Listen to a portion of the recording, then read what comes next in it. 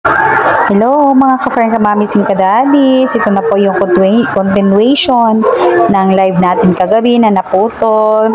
Yan po, yung nagkat lang po ako ng mga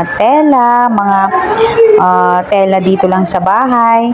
Yes po, wala po akong binili dyan na kahit isa. Kung ano lang po yung nandito sa bahay na tela na nakita ko, yun lamang po yung aking ginamit. O, di ba mga ka-friend, kamamis and kadadis?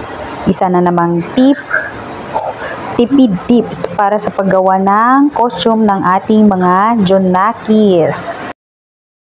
Dahil ngayong araw ay sineselebrate ang UNO, United Nations, o nagkakaisang bansa ay isang organisasyon ng mga malayang bansa na binuo upang itaguyod ang kaunlaran at kapayapaang pandaigdigan.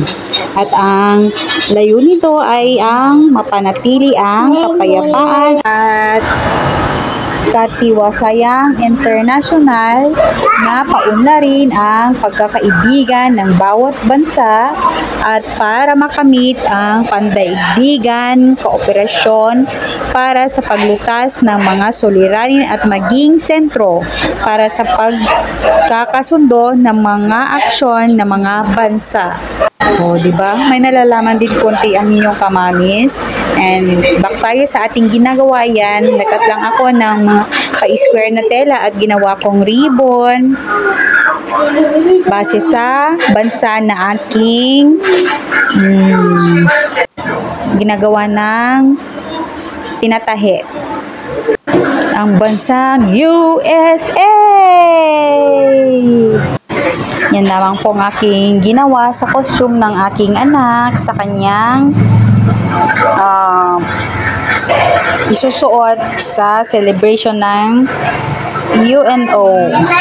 At ayan, natapos ko na at itinahi ko na yung ribbon. O, diba? Hindi na halatang tela-tela lang yan. Yan po kasi yung dati pa niyang gamit noong last year, noong grade 1 siya.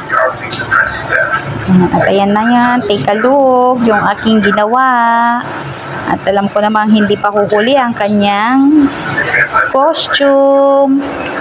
Yun lamang guys, thank you for watching, bye bye and God bless.